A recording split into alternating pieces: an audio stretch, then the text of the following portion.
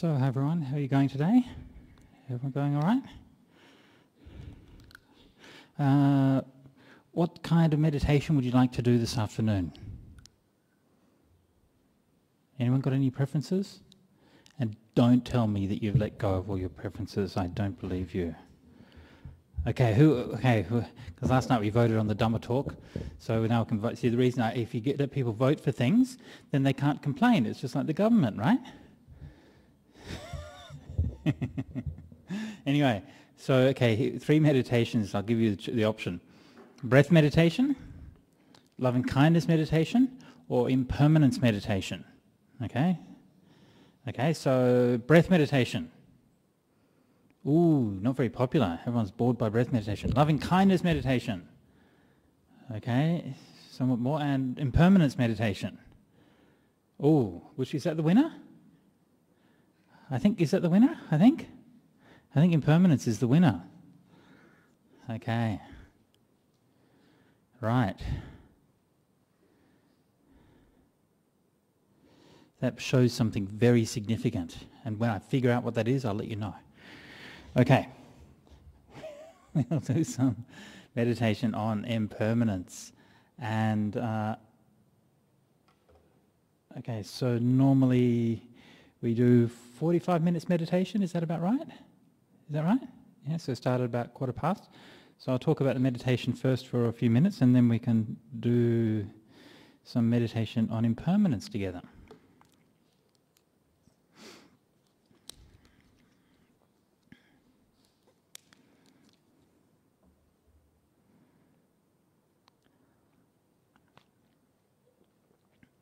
Okay, so this meditation on impermanence is one of the fundamental Buddhist meditations. And of course impermanence itself is just like a very kind of broad theme of meditation. So of course you can approach this from many different directions. There's no one way of doing it. What I can offer you this afternoon is just one approach which you might find useful, but there are many others. Another thing to bear in mind is that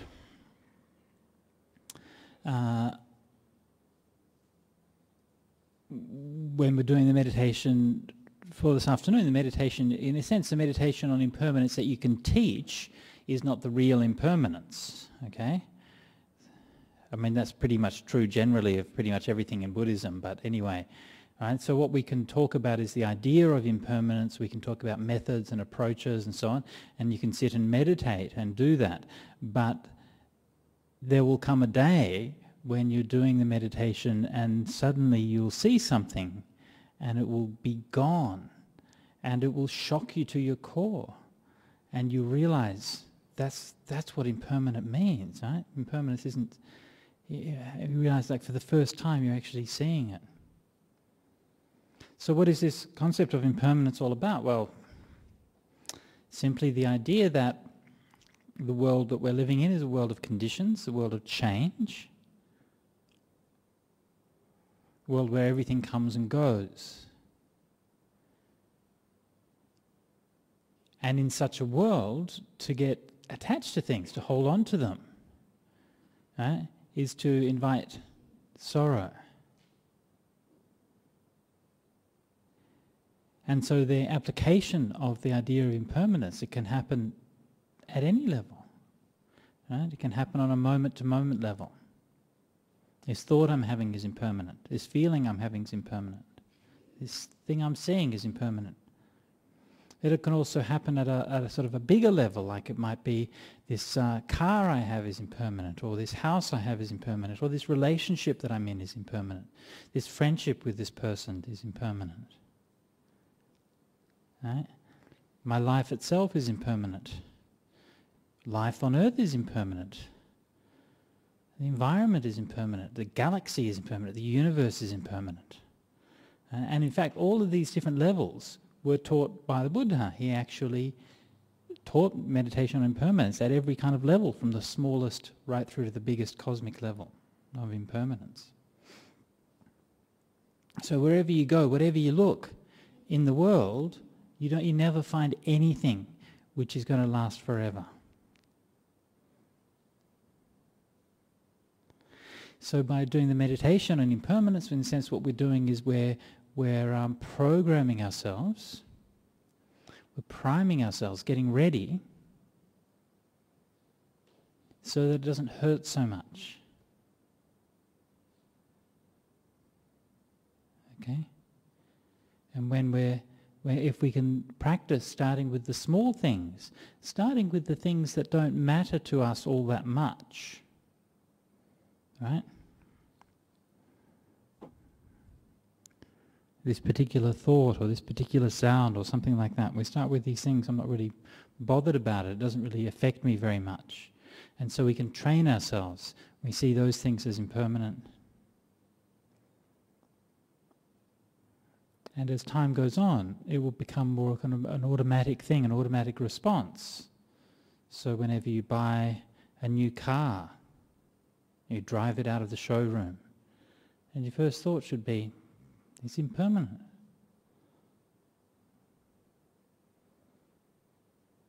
Whenever you get a new shiny phone, you take it out of the box, it's impermanent. When you go to a nice restaurant and you order a lovely meal, you look at the meal so delicious in front of you, you say it's impermanent. Right? It's okay. Right? And then you enjoy the meal. You don't enjoy it less because you know it's impermanent, right? You enjoy it. It tastes just as good. The car that you buy or the phone you have is just as shiny, it's just as nice. But inside yourself, you're not so caught up in it. You're not so invested in it. You can just enjoy those things and then for what they are, and then you just let them go. And when you have them, that they're good, and when you don't have them, it's okay as well. So impermanence is really a training in learning how to let go. Okay, so how do we do that? Well, what I might teach, method I might teach for this afternoon is a method that's based on what we call the six senses. Seeing, hearing, smelling, tasting, touching, and the mind as the sixth sense. And so what we'll do in the meditation is that we'll take each of these in turn as an object for reflection. Investigate, inquire, reflect on.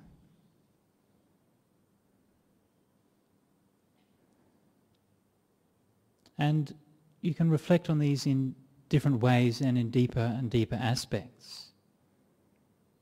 And what you're doing when you're doing this reflection on the six senses is that you realize that this world that surrounds us, or that appears to surround us, this world of people and events and trees and fans and buildings, that this world is ultimately something that we just perceive through our senses, and that we're constructing that world every moment. And we realize that each one of these senses is impermanent. It's changing. What we see is changing. What we're hearing is changing. What we're smelling, tasting, touching, thinking, all of that is changing. Right? Not only is each sense changing, but the relationship between those senses is changing. Our responses to those senses are changing. Yeah? Our thoughts about what we're seeing is changing. Everything is radically changing and radically impermanent all the time. Everything is impermanent all the time. So when you investigate and reflect like that, initially it's just a conceptual process. It's just directing awareness in terms of these things and using that to reflect, to understand our experience a bit. And because we're only doing a short meditation here this afternoon, probably won't go any deeper than that. It's okay. But when it does go deeper, when the insight starts to roll and starts to flow, what you find is that the whole world starts to fall apart. Everything starts to break up and collapse. It can become very strange. You realize that these things are very different. You know, like normally if you're talking to somebody, right? You see somebody and you hear their words and you're talking to them and it's just like one thing. But then you break it up and you're thinking, what I'm seeing is colour. What I'm hearing is vibrations in the air. And where does that person that I'm talking to exist?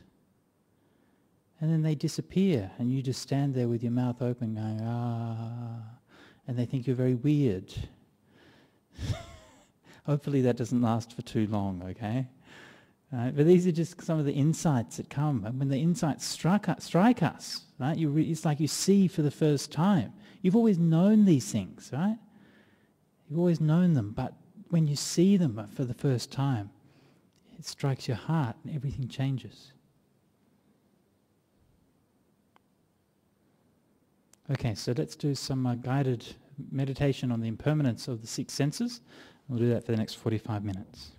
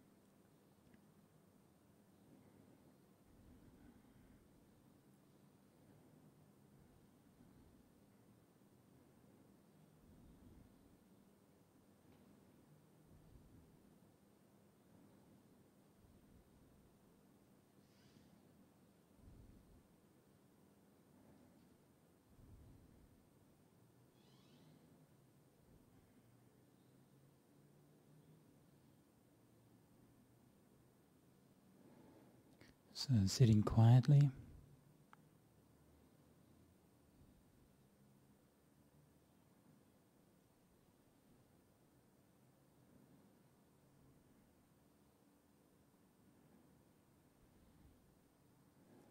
Let your body settle back into meditation posture.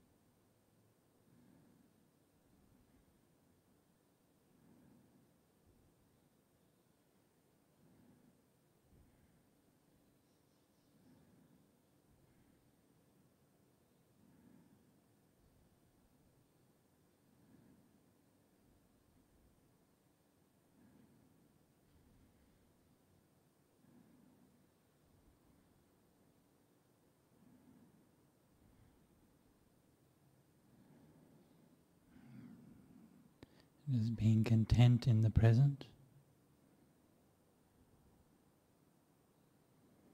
not worrying about the past, not running off to the future.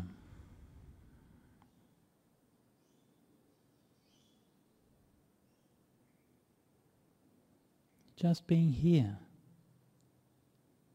present, now.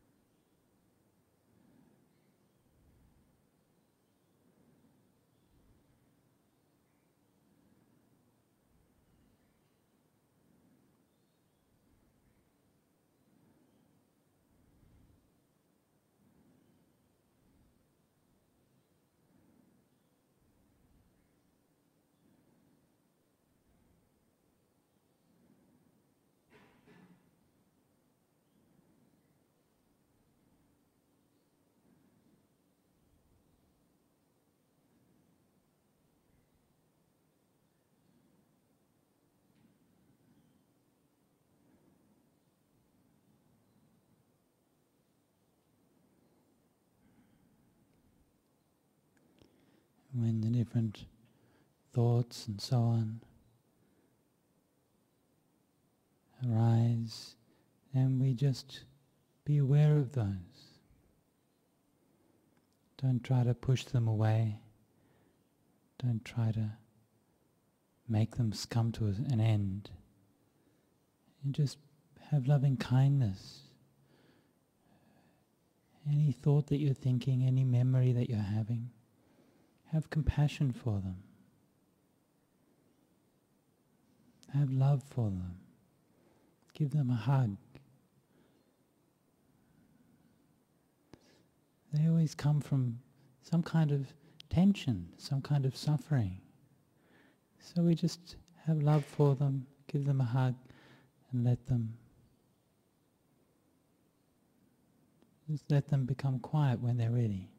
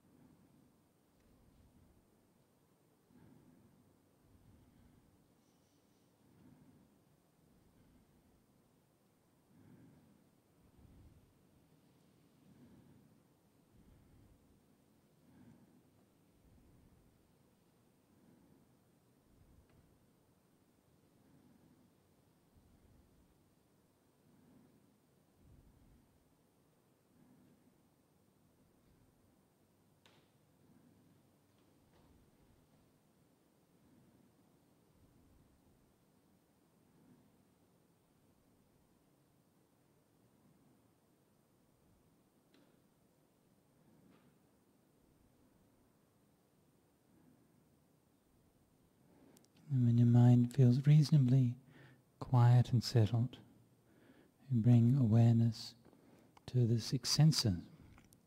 And we do that one by one, starting with the eyes.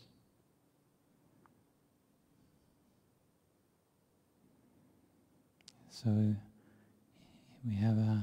most likely we have our eyes closed,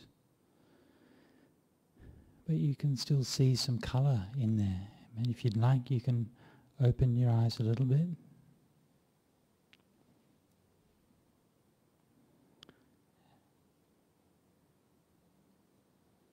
And we just become aware of what it's like to see.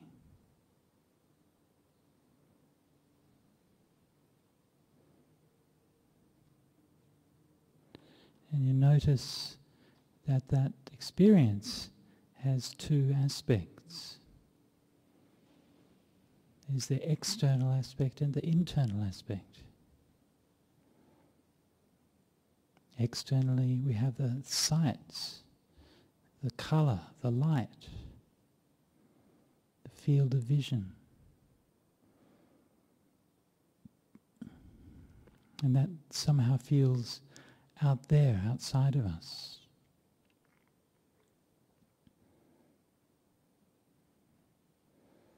And then internally we have the awareness of that.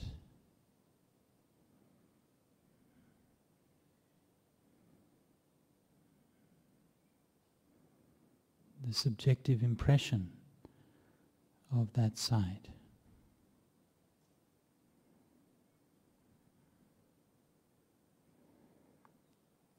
And as well as that, internally we also have the organ of sight.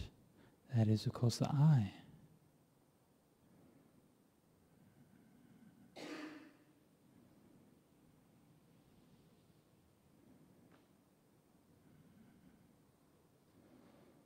And so there, we can feel that sense organ.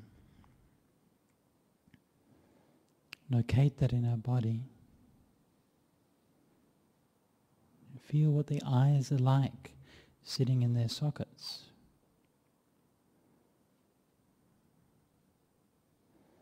Without them, we couldn't see.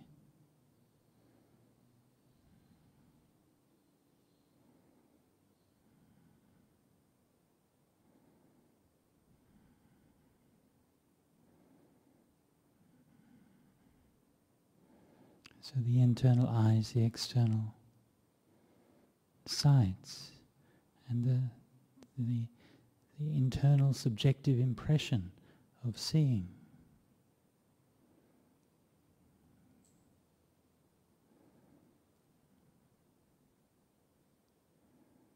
Notice the quality that each one of these things has. Consider them as much as you can, quite separately.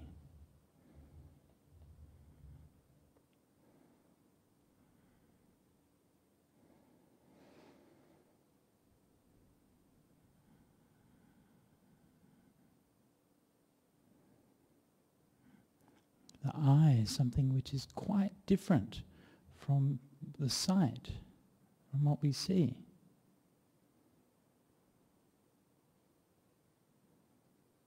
It's a totally different kind of thing.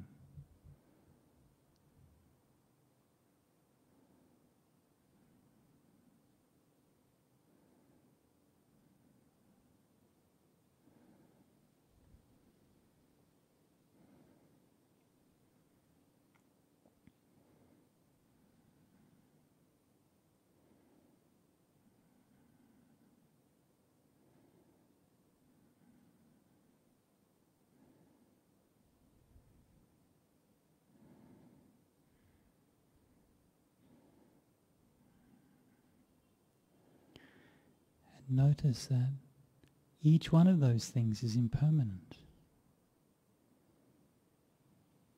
The field of sight is impermanent. The light that's coming into our eyes is changing every moment. It might not be changing very much. We're in quite a static environment here. But still, It's changing. Our eyeballs are changing. They're moving around, twitching. They don't stay still. The eye consciousness is changing. It's impermanent. All of these things reacting to each other, connecting, and that whole field of vision, everything taken together, that's changing even more so. From one moment to the next, it never is the same.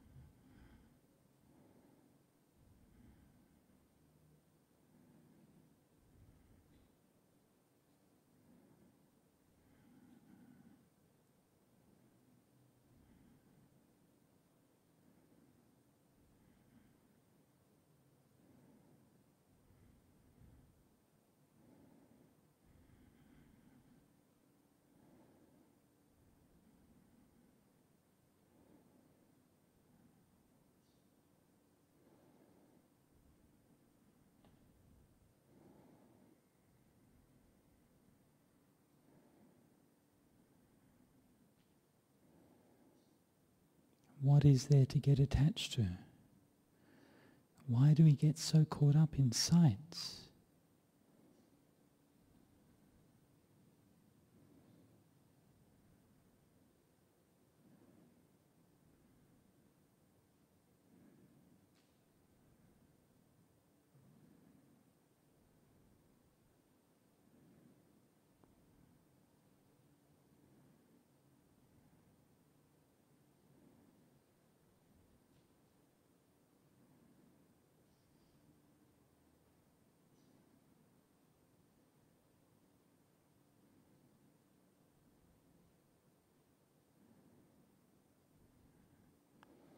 And next, let's consider the sense of hearing. We shift our attention from the sight to our ears. Listen to what's happening around. You can hear different sounds, the distant sound of traffic, the sound of my voice, sometimes the sound of someone shifting in the hall, birds outside. The more you listen, the more detail you can hear.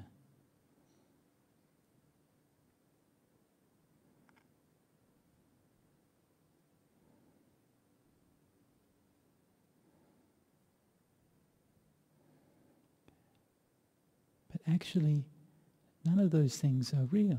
They're just ideas in your mind. All you actually hear is sound. You don't hear birds, you don't hear cars, you don't hear voices. All you hear is sound. So instead of listening for the things, you just listen for the sound.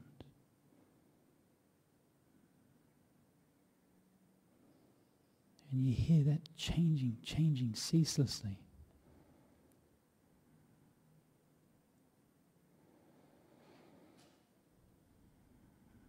It doesn't have any meaning. It's just empty.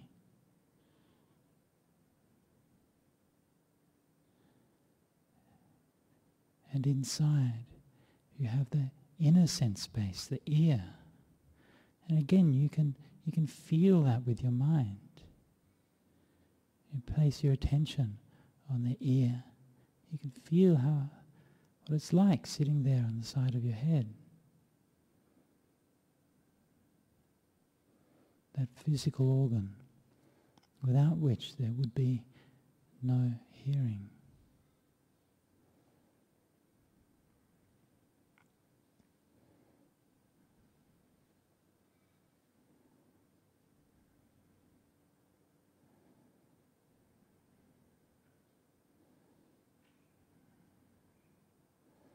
And then the third element is the awareness of that hearing, the subjective impression of that hearing.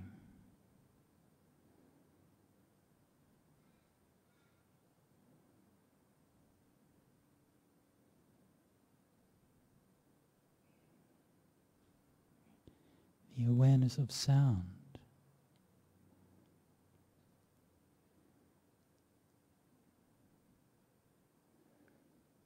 Notice that this hearing is something completely different to seeing.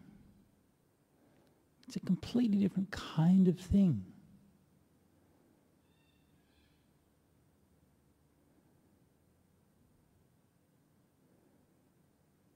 It's like a different dimension. It's like a whole different world to live in.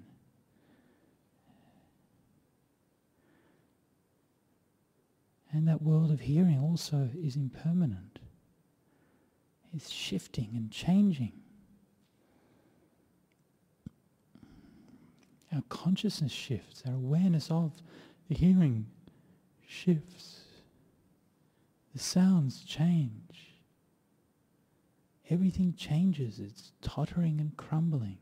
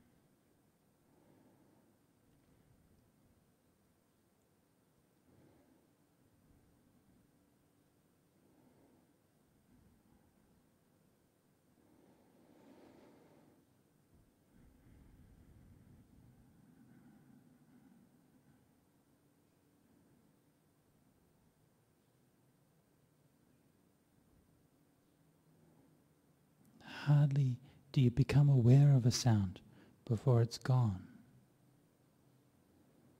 And when you look at it, you investigate closely, you realize it has this structure to it.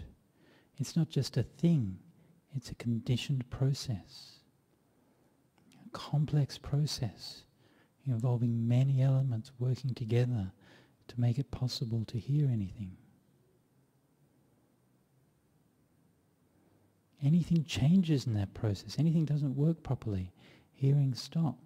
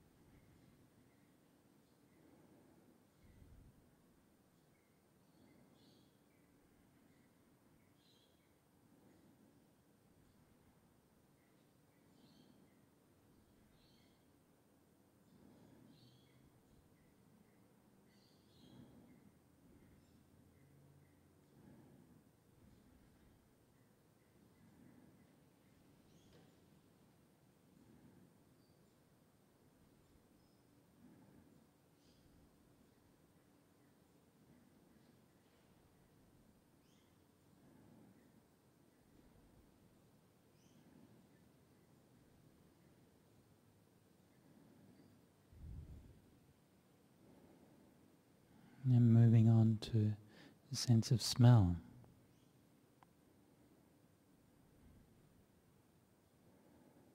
Once again focusing on the internal sense organ, the nose. And you can feel that sitting there right in your face.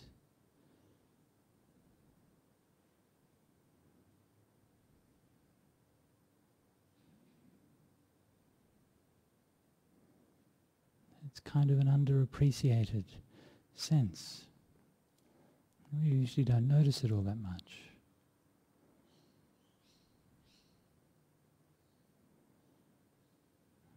But if you pay close attention, then you can smell that there is some kind of smell in the room.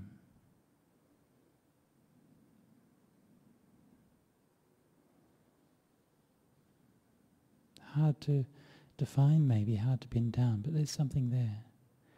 And you notice that that's also changing. The object of that sense is changing.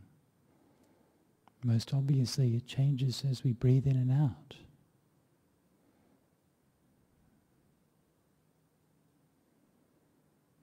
The senses of smell, they just drift by, don't they?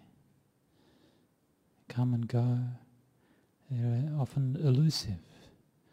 They will be in the background. They're giving more richness to our experience without us noticing them too much.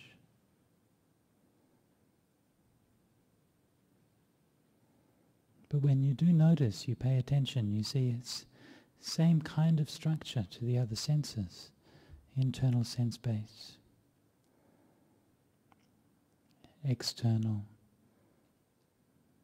smells, and then the subjective impression of that, the awareness of smelling.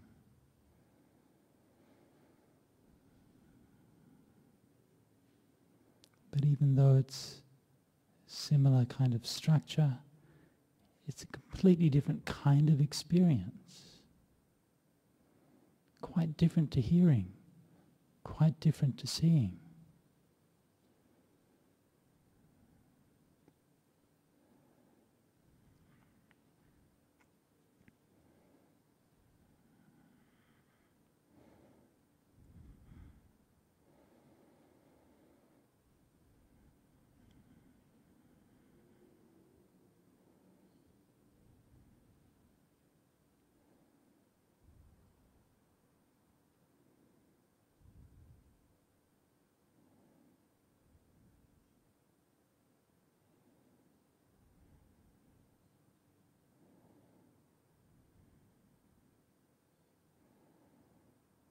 But it too is impermanent. It's changing. It never stays the same.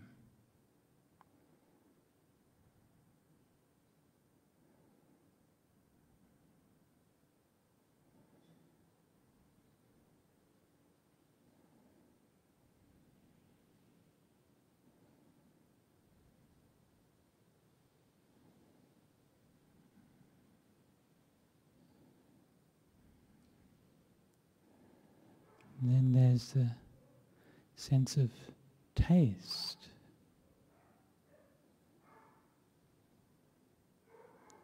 We have the internal, the base of the sense of taste is the tongue.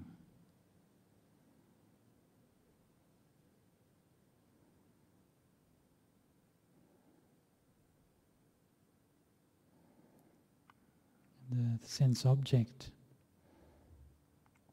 usually in your mouth there's like if you pay attention, there's a kind of subtle sour or slightly bitter taste.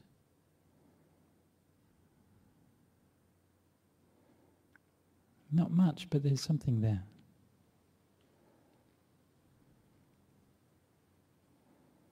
And you pay attention. And there's the awareness of that. Always these three things: the sense base, the object of sense, and the awareness of that.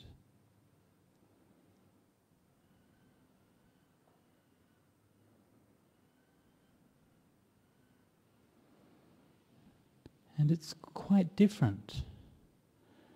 The taste is quite different from smelling or hearing or seeing.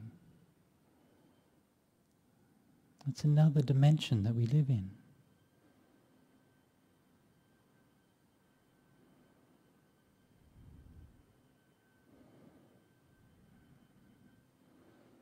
But it too is impermanent. The things we taste are impermanent. The tongue, the consciousness, all of these things are impermanent. Each one shifting and changing as they work together, even shifting and changing even more.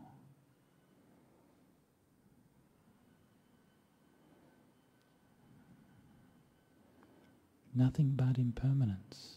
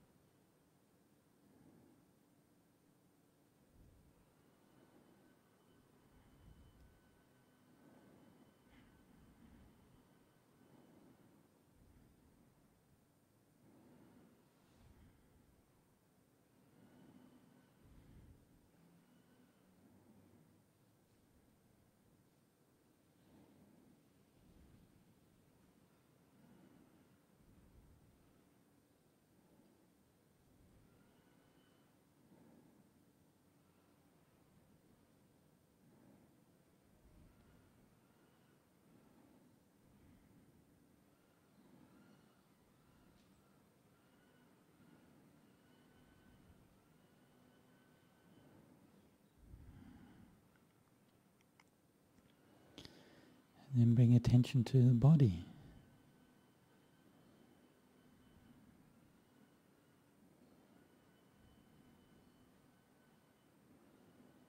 Again, we have the inner base of sensation, the whole body, actually the nervous system of the body, but it goes pretty much everywhere. You can feel it. Move around your body, around the skin, the whole sensitive surface of the body, and even inside we can feel things.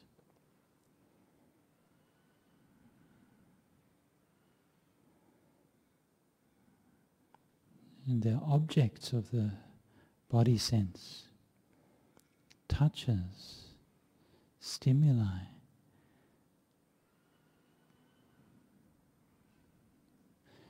You can feel right now the touch of the cloth on your skin.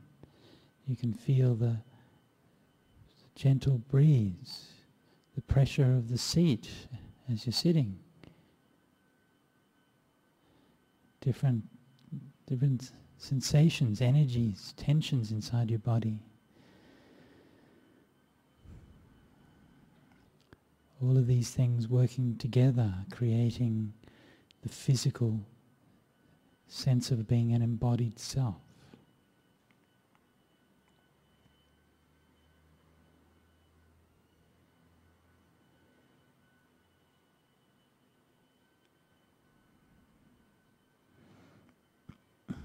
And when we reflect on, bring awareness to those things, we realize that all of these are just perceptions as well. Actually, what we're experiencing is just different kinds of sensations. We don't experience carpet or cloth or wind, just experience touches. Many different kinds, many different qualities, but all having something in common, something that marks them off from being different than all the other senses. Different from sights, from sounds, from smells, from tastes.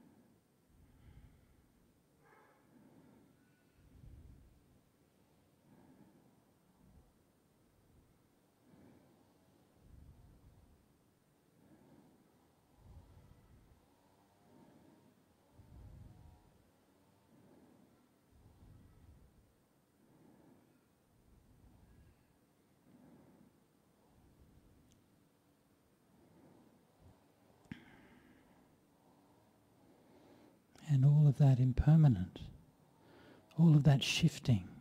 You try to focus on one specific feeling in your body.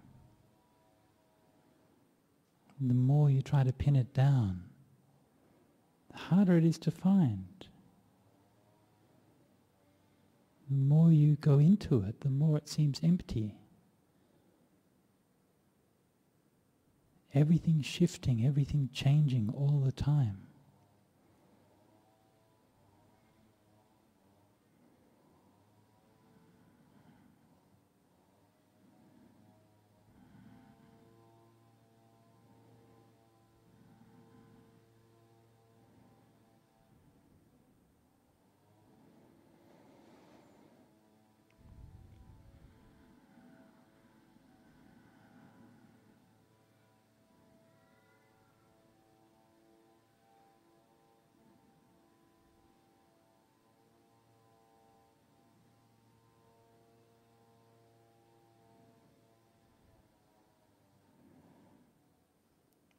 Then coming to the mind.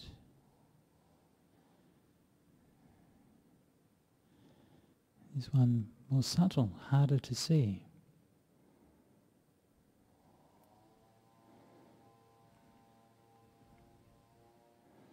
And until we've really discerned the 5 physical senses very clearly, it'll be very hard to discern the mind.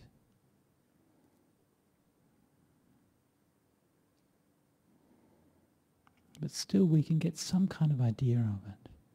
You can see the mind seems to have a similar kind of structure to the other senses. We can feel like the inner awareness, like that sense of subjective impression, and then the outwardly the things of which we are aware, the thoughts, ideas, sense impressions and so on. Images, memories. It's like they somehow exist external to us.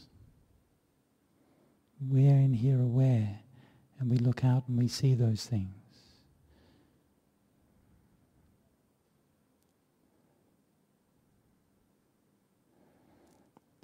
And here, the impermanence becomes even more dramatic, even more powerful.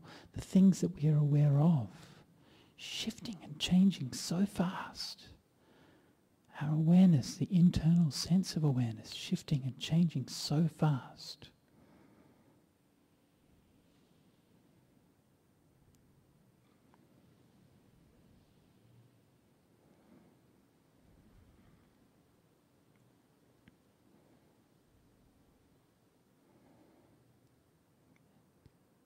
And the mind always reacting to pains in the body, reacting to a feeling of restlessness, reacting to this, reacting to that, pulling us this way, pulling us that way.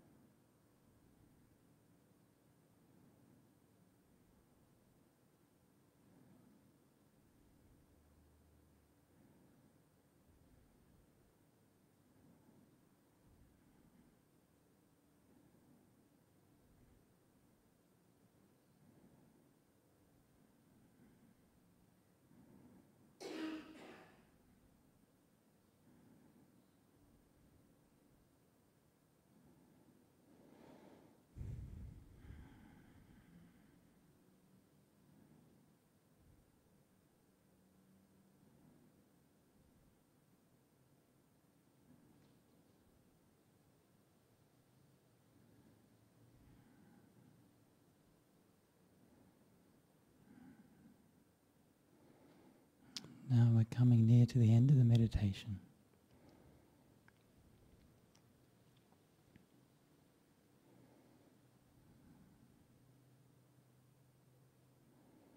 And before we finish, you just take a minute to reflect back over the practice, look back at what we've done together, and just see what's happened, what's changed.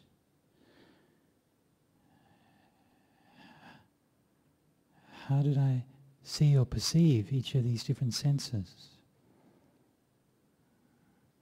Could I see the impermanence in them? What happened when I saw that impermanence? Did it shift me or change me at all?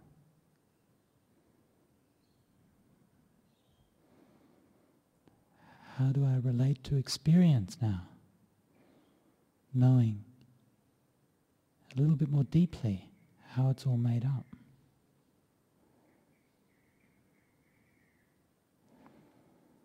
And finally, we can dedicate the merit of our practice. May all beings be well, may all beings be safe, may all beings realize Nibbana. Sadhu, sadhu, sadhu.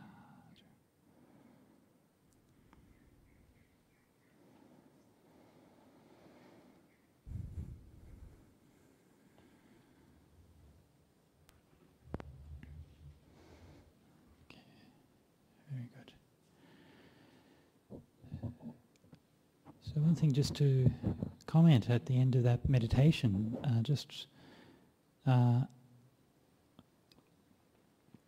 one thing that you've probably noticed during that meditation is that, well, your mind tends to be active and running around and doing stuff, so it's hard to keep your awareness and focus on track.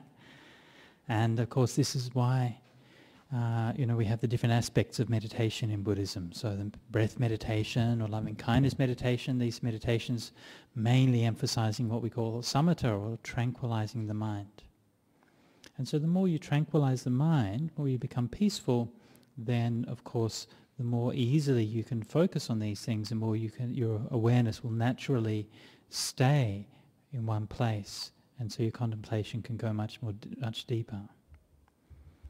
So what you often find with that kind of meditation, contemplating impermanence and the senses and these kinds of things, at the end of the meditation, you might feel not very different from how you started, right? It doesn't necessarily make you as peaceful as compared with, say, doing breath meditation or something.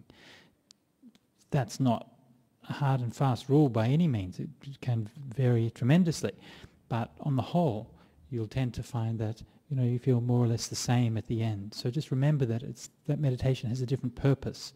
The primary purpose of that meditation is not to tranquilize your mind and soothe your emotions and make you peaceful. But the primary purpose is to deepen wisdom. So the benefits of that will come, but they will often, you won't notice them until later. Right? They'll come more gradually, they're not so obvious. So that kind of meditation is a good one to do from time to time. Yeah? Probably most people want to emphasize practicing breath meditation or loving kindness or something, and making your mind peaceful, and that's kind of your main meditation. But then from time to time, if you do something like that, then that can be very useful. Okay, did I see Christine with a box of... No, I did not see Christine with a box of questions. Okay, very good. Does anybody have any questions?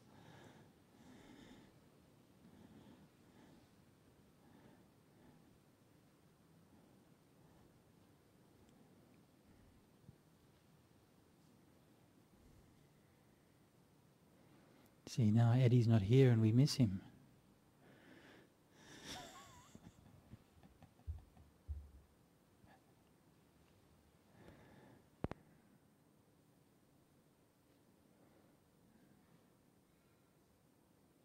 Please. Christine.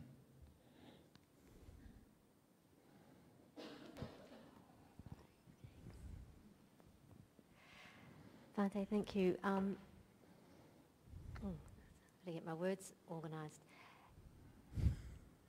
There seems to come a point sometimes in my practice where I have that, it's almost like I'm the awareness is really opening up, but then it kind of stays in a holding pattern, and I don't know what effort is required to then deepen it. Is it just a matter of persisting with the same practices, or could it be that the tool that I'm using may not be effective for me at that moment? It's kind of there's a deep understanding, but you know that there's more, but you just can't get in there. Yeah, don't worry about it. It's okay. Just be patient. That will always be there until you become an arahant. Yeah, you always have that kind of sense, right? Because that's how life is, isn't it? We learn a little bit more truth, and we know that there's a lot more which is just outside. So don't worry about that. You just take your time. Most of the time, all that's what's really required and what's really takes you to the next level of insight is more stillness. The more stillness there is, the more clarity there is, then the insight will drop down. But the way that the insight happens is very, well, at least it appears very random. Okay, and so you can sit and do this meditation a dozen times or 100 times, right? And then one time you sit there and it's like, wow, everything just falls away. And you just see things, you know, the way that you've never seen them before. And of course, what's happening is that gradually, each time you meditate, you're gradually training your mind, overcoming the kind of the distorted perceptions that we usually have, and having more wise and more clear perceptions. Each time you're doing that, training your mind a little bit, until you're ready. Yeah. Thank you. Yeah.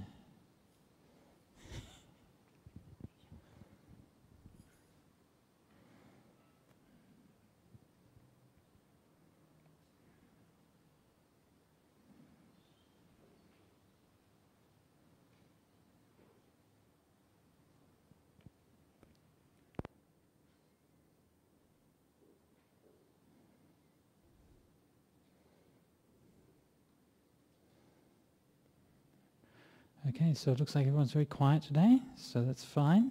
If there's no more questions, maybe we can finish up. Okay, we'll finish by paying respects to the Triple Gem.